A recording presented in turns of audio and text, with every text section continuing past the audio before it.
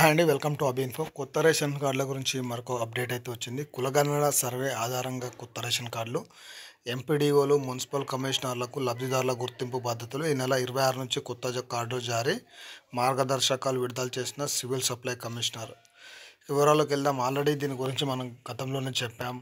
జనవరిలో కొత్త రేషన్ కార్డులు వస్తాయని చెప్పేసి అయితే దీన్ని ఎలా అప్లై చేసుకోవాలి ఏంటి అనేది వీడియోలో మీకు క్లియర్గా ఎక్స్ప్లెయిన్ చేసే ప్రయత్నం అయితే చేస్తాను. కొత్తగా మన ఛానల్ ఎవరైతే ఫస్ట్ టైం చేస్తారో ప్లీజ్ సబ్స్క్రైబ్, లైక్, అలాగే సపోర్ట్ చేయండి, ఇతరులకు షేర్ చేయండి. దాని ద్వారా మరింత మందికి కొత్త రేషన్ కార్డులు అనేది వస్తాయి. ఇటీవల నిర్వహించిన కులగణన సర్వే ఆధారంగా ఈ నెల 26 నుంచి కొత్త రేషన్ కార్డుల జారీకి రాష్ట్ర సర్కార్ సిద్ధమైంది. ఈ మేరకు పౌర సరఫరాల శాఖ కమిషనర్ డిఎస్ చౌహాన్ గైడ్లైన్స్ అయితే జారీ చేశారు. ఈ మార్గదర్శకాల ప్రకారం మండల స్థాయిలో ఎంపీడీఓలు, మున్సిపాలిటీలో మున్సిపల్ కమిషనర్ లబ్ధిదారుల గుర్తింపు పద్ధతులు అప్పగించారు. ఈ కార్యక్రమాన్ని జిల్లా స్థాయిలో అడిషనల్ కలెక్టర్, రెవెన్యూ, జిల్లా సివిల్ సప్లై ఆఫీసర్, డిసిఎస్ఓ పరిశీలించనున్నారు. కొత్త రేషన్ కార్డులకు సంబంధించి ఇప్పటికే రూపొందిన ముసాయిదా జాబితాను గ్రామసభ, వార్డు సభల్లో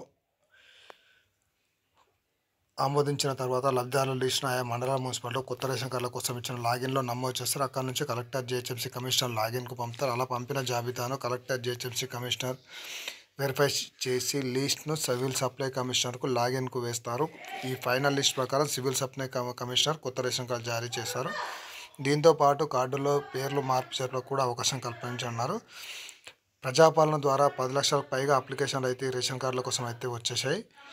కార్డులో మార్పుల చేర్పుల కోసం జనాలు ఏళ్లుగా ఎదురు చూస్తున్నారు. గత ప్రభుత్వ హయాంలో కొత్త రేషన్ కార్డుల కోసం వివిధ సందర్భాల్లో 20 లక్షలకు పైగా అప్లై చేసుకోగా 3 లక్షలకు పైగా బీఆర్ఎస్ సర్కార్ మంజూరు చేసింది.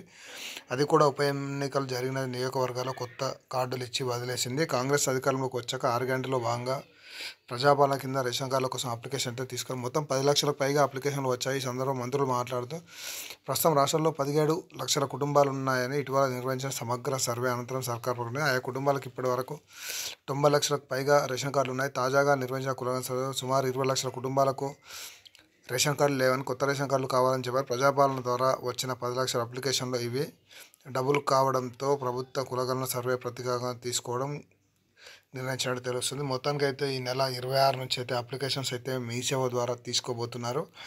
మీరు మీ సేవ ద్వారా అలాగే ఈ అప్లికేషన్ అయితే చేసుకోవాల్సి ఉంటుంది. చేసుకున్న తర్వాత మీకైతే కొత్త రేషన్ కార్డులు అయితే జారీ చేయబడతాయి. మొత్తానికైతే ఇదండి ప్రజెంట్ రేషన్ కార్డులకు సంబంధించి.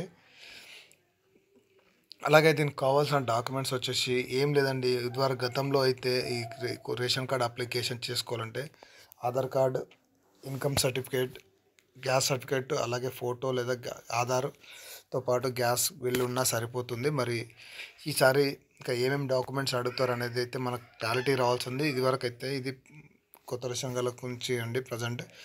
మీరైతే ఇతరులకు షేర్ చేయండి, దాని ద్వారా మరింత మందికి తెలుస్తుంది. Thank you for watching Abhi info.